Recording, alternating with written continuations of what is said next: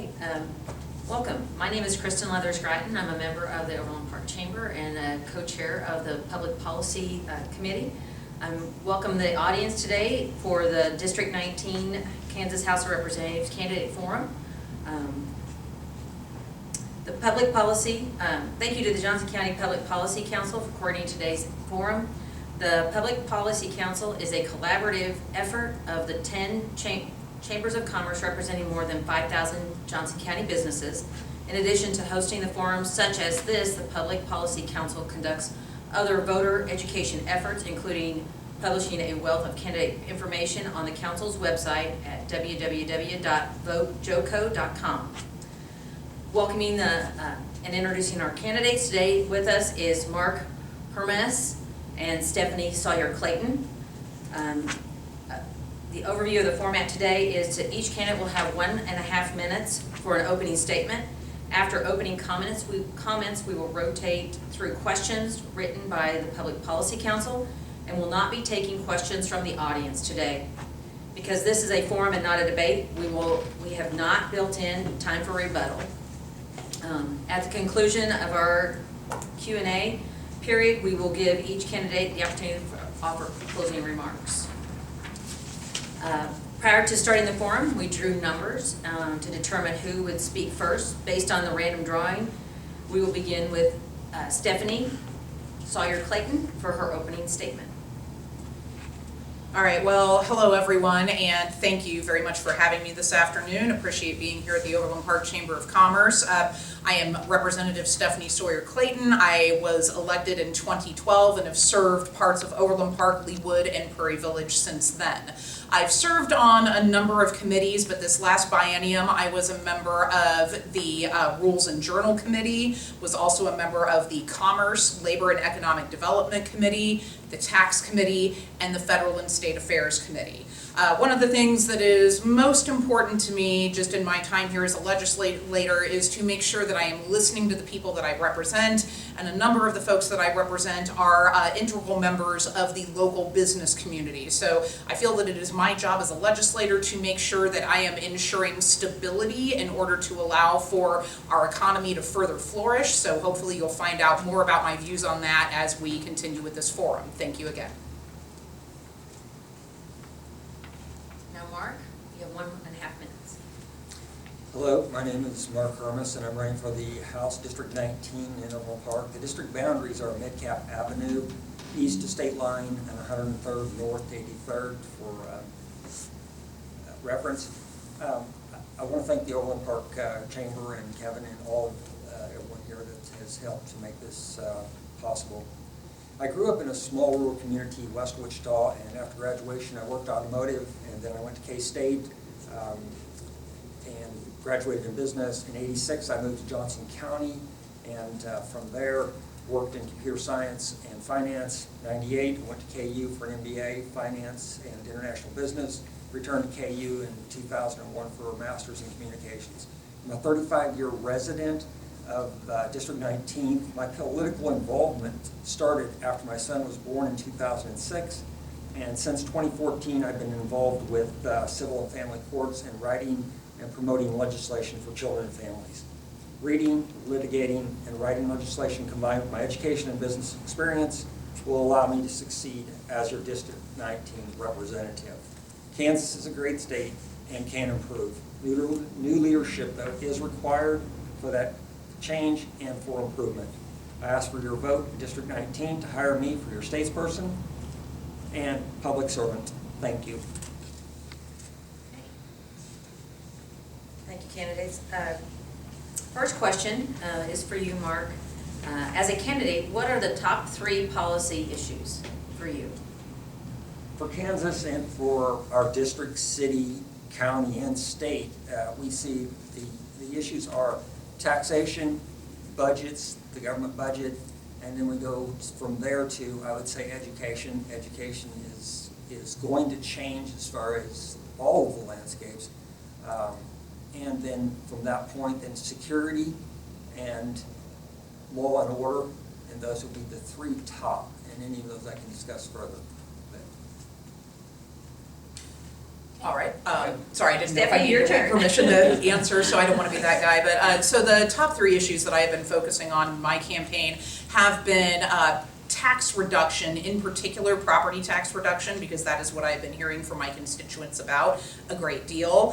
Secondly would be preserving the funding of K-12 education, and this does include increasing and properly funding special education. It's worth noting that gifted education is included in special ed, so I want to really put that out there and emphasize that. And then finally, the third issue that I've been hearing the most about my constituents from is privacy, in particular bodily autonomy, and preserving that, so keeping the state out of the personal affairs of folks.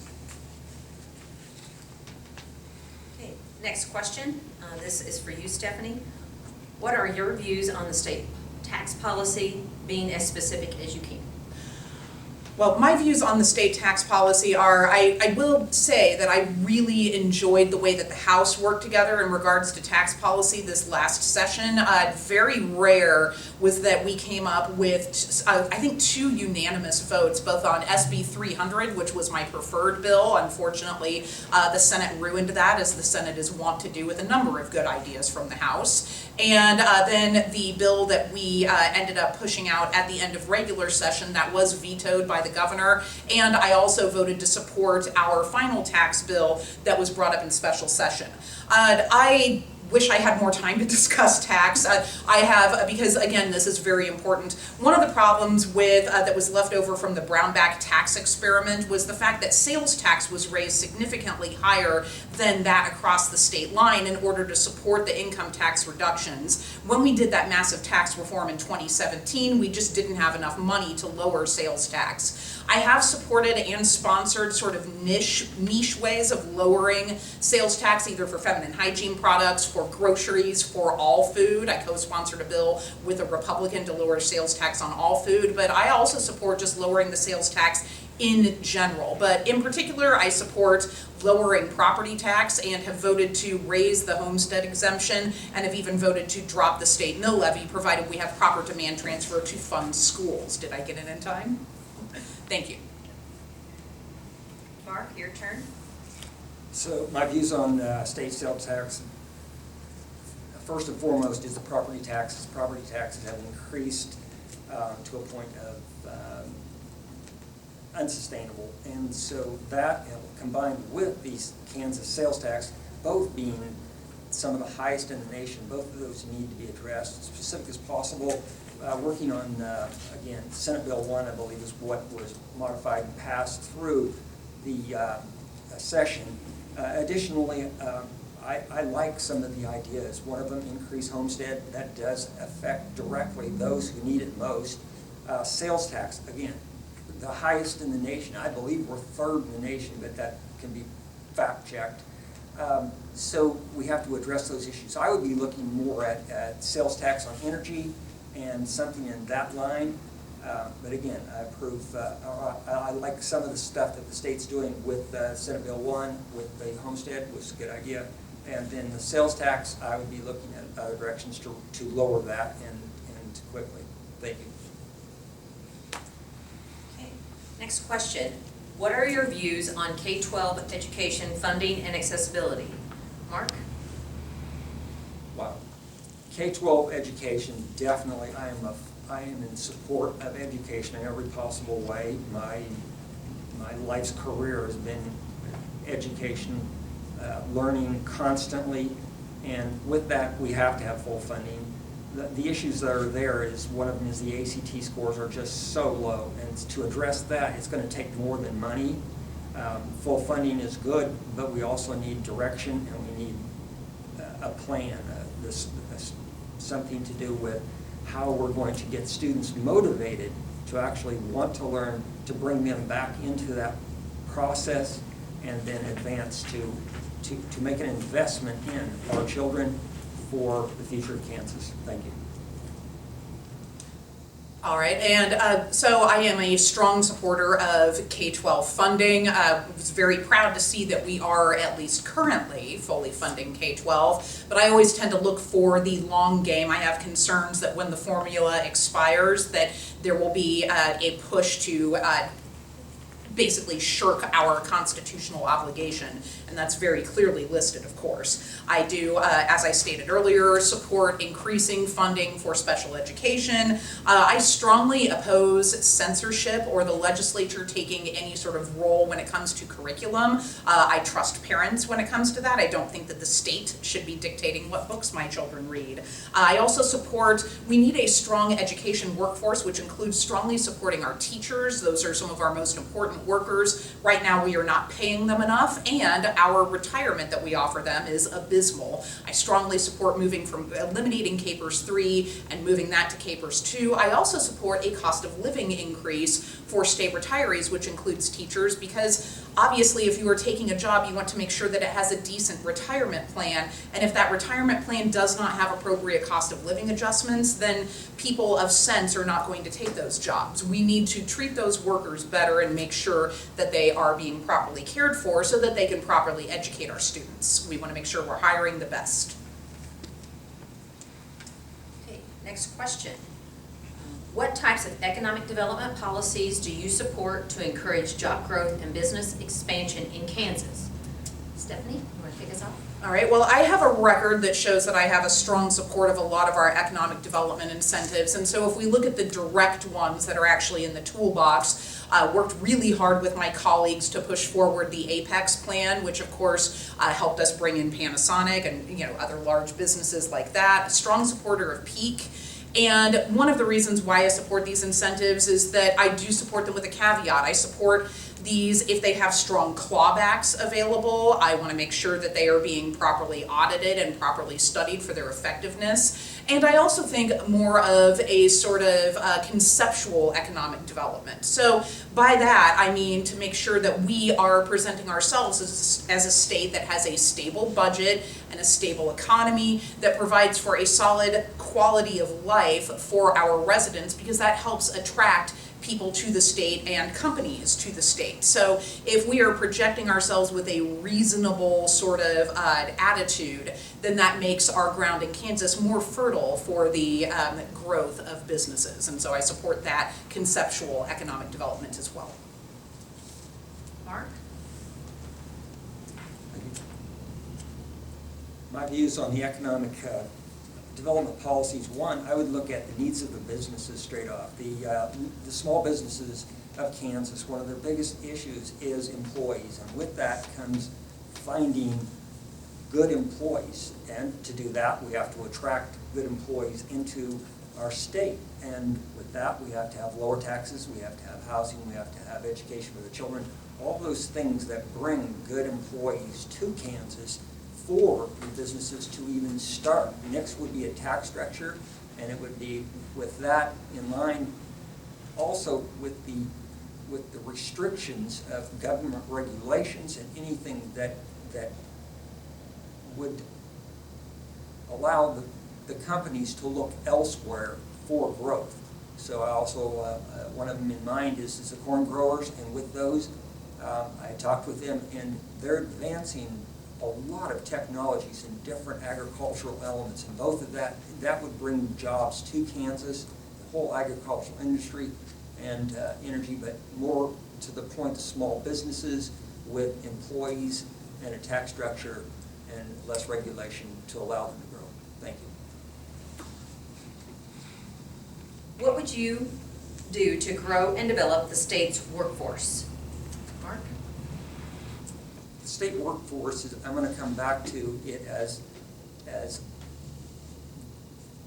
the children that are in our K-12 today. Those are the future workforce. With that, we've allowed, the ACT scores of the states drop to levels that are just unprecedented. And I've seen some records from a KU seminar on education as low as 3 in some districts for an ACT score.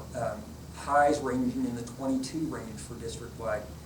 That is not promoting future employees. And we go back to the businesses. Why would they be here? They would be here for good people, for hardworking Kansas employees that produce and provide stability within the government regulations and everything else that they have to work with to become successful. All right, well, one of the things that I have supported recently that will, that does help with workforce development is a lot of apprenticeship programs through our schools and also just with our local labor unions in general. I think that if we have a little bit more of a calm environment where we were able to collaborate and recruit several different types of workers, I think that that's incredibly important.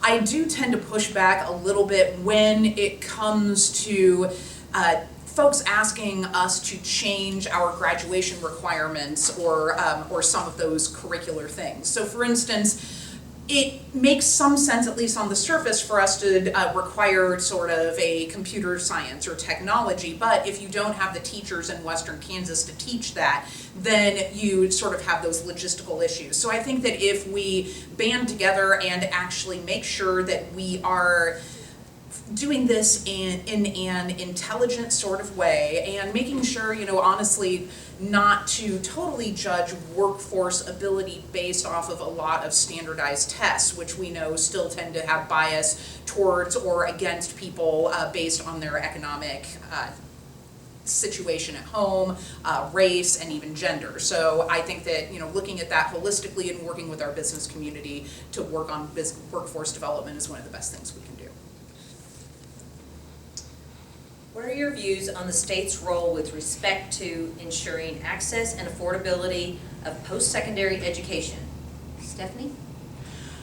Well, I have seen terrible rounds of budget cuts when it comes to higher education. I've seen, folks speaking out against it or saying that these degrees did not necessarily translate to students really making money. So I think that we have that sort of disconnect between the legislature and higher ed, which I think that we need to heal. But also part of the problem is that generations ago it used to be that the state was properly funding higher ed, and so that was accessible for a lot of students to get. My generation is really one of the last ones where you were actually able to work yourself through school when it comes to a state school. Generations after me have found themselves crippled with student loan debt, which means that delays them being able to buy a house, being able to start a family, and being able to move on in their work. And so I think continuing to actually properly fund higher education really allows other generations to invest in their future. And I think that heals a lot of the wounds that we have. I've also seen a disturbing trend towards sort of vouchers for private schools. Private colleges. We started that in the Commerce Committee under the guise of saying that we had a shortage of engineers and offering those types of programs there. I oppose that because I think that funding our state schools is the proper way to move forward. So we need to just continue to do that.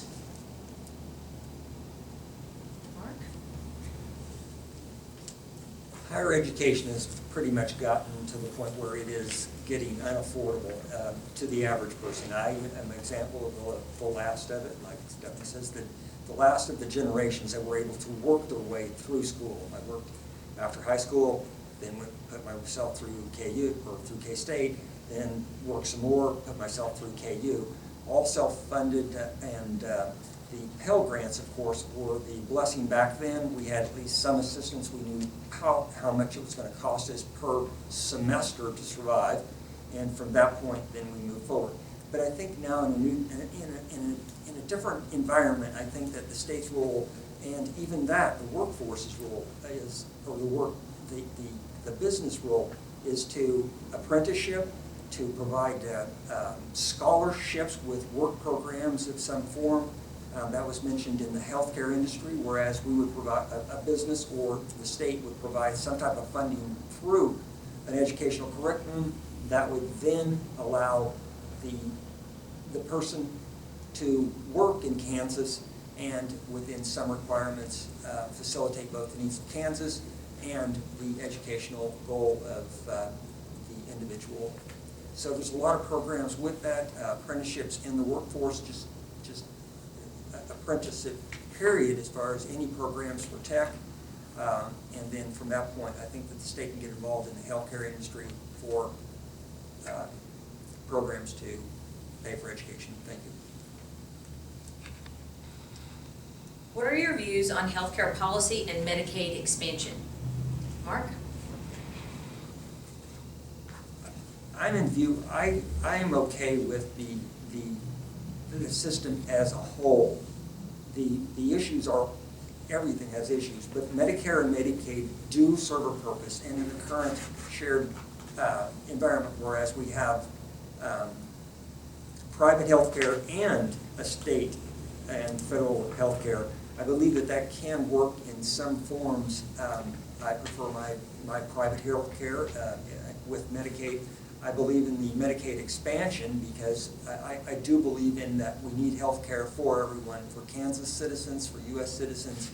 If you're in the U.S., I want to support health care for you. I know how hard it is to keep health care, to get health care, and I've been through most of those environments. So Medicaid expansion is okay. The funding of it, of course, everything is back to funding, but I think we can get creative in the state of Kansas if we look at budget. And then we can talk about the budget issue, which is another complete topic as far as the state of Kansas and a budget in 30 days or 90 days and no long-term planning. So I think there's a lot of room there for the things that we do want, do need, and it can be affordable. Thank you. Thank you. I have a strong record of supporting Medicaid expansion. I can't remember how many times I've voted for it in some way, shape, or form, whether that's on the floor with direct bills or for amendments. And so one of the reasons why I support it is that honestly, the Johnson County and Kansas City area is a major healthcare destination for people in the rest of the state. And so the healthcare economy is a vital part of Johnson County's local economy, and expanding Medicaid will help us with that. But also, I think it is important too to understand that we need to look at the long game, and oftentimes young workers might not be working full-time jobs where they're able to get a health care plan. They might be working multiple part-time jobs. We want to make sure that those young workers are able to start getting preventative health care now, because if they're not, then we can see these individuals are getting sicker down the line. So we want healthy workers, we want a healthy local economy, but also it is simply the decent moral thing to do as well. Not to mention the fact that we are sending a lot of our tax money to the federal government and not getting it back, and that makes no logical sense to me, hence my continued support of Medicaid expansion. There has been a lot of discussion about foreign land ownership, leasing, and purchasing equipment containing foreign manufactured parts. What factors do you consider when attempting to balance national security concerns against free enterprise and private property rights? Well, we heard that bill in the Commerce Committee on which I sit, and so we really kind of dove deeply into that discussion there. So I support the federal guidelines because Kansas is not the federal government. I think I have some colleagues that sure wish that they served in the federal government, and as such try to bring these policies to Kansas. I think that it is better for our national security for us to be in line with federal government and to leave foreign policy up to Congress, and so I vote accordingly. And thank you. I think that sums it up. Mark? The discussion of foreign land ownership in Kansas specifically, of course, the federal is the federal, and what they regulate and mandate is the federal government. But Kansas, the security is one issue of it. The other is just the resources of Kansas, because the foreign ownership of land is not just about security. It's not about the land around the military bases. It's also about foreign countries out there that are actually coming to America, and they're wanting our resources of our natural resources. So we have alfalfa industries out there that are doing nothing but basically taking land and water and creating product for their foreign country, because every single product they produce is actually shipped out of the country. And so it's more than just security of military bases. It's also about protecting the land from the resources of the land, and in Kansas from foreign ownership that has no real interest in anything to do with Americanism and with America and the American dream or anything. They basically come here for water, for land, and their product does leave the country, and they are very good about it. I could give specifics, or you can research your own. But they're out there, they want the resources, they want, and then the security issues as well. So the federal government does need to address the issue, and I'm in line with anything that the federal government does. But as far as Kansas goes, I would be cautious about the resources of our state being taken by foreign interests. Thank you. How control over decision-making is divided among the state legislature and local governments, including local school boards, on issues such as taxation, economic development, and education has been a matter of debate. What are your views on this issue? Mark? This is a good issue. I'm a strong believer in with the federal government and what it mandates is, as an American, we seek to have representation there. That drops down. But again, back to the Constitution, anything that is not enumerated is owned by the state. But therefore, also with the state, anything that is not enumerated at the state then should be with the local, which it is by Constitution. So as far as people's hands reaching past where they should or shouldn't be, I would be real cautious in that because, again, what we would do as state legislators should not overstep any of our bounds as well constitutionally. So the taxation and the regulations that exist at a local level should be local. I'm not going to argue with that point, and I would be cautious in that area. Thank you. Yes, I do not think that it is a matter of debate because local and state school board officials were duly elected the same as I. They are answerable, they have to answer to their constituents the same as I do. This goes for county commissioners, city council members, water board members. If you are on a ballot, you are subject to the will of the people and not subject to the will of the state. I certainly don't appreciate federal government trying to tell us what to do. So I think that mutual respect is important. I think that communication is important as well between various local office holders. And so I have tried to conduct myself accordingly. Thank you candidates for sharing your thoughts on the important issues we've covered. Now we'll turn to closing comments, and you have 1.5 minutes for each of your remarks. We'll start with Stephanie.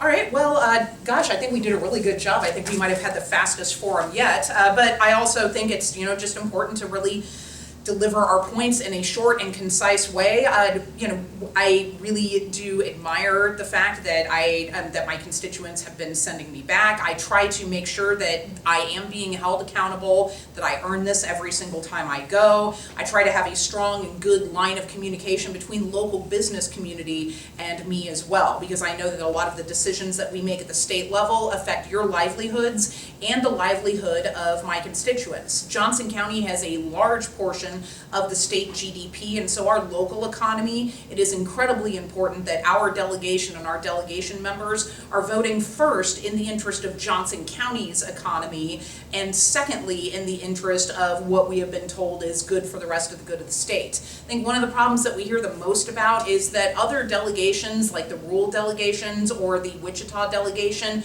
regardless of the party that they belong to, they lock up together and get it done, whereas the Johnson County delegation is unfortunately still very divided.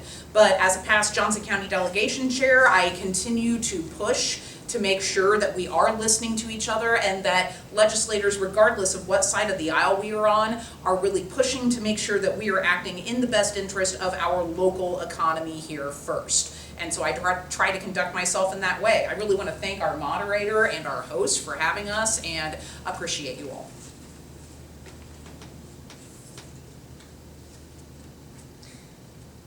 When I was creating handout literature for my campaign, I wanted to do something different. So I chose a bookmarker, and because I wanted something to be useful and to communicate my support for education, learning, and reading, and not thrown away.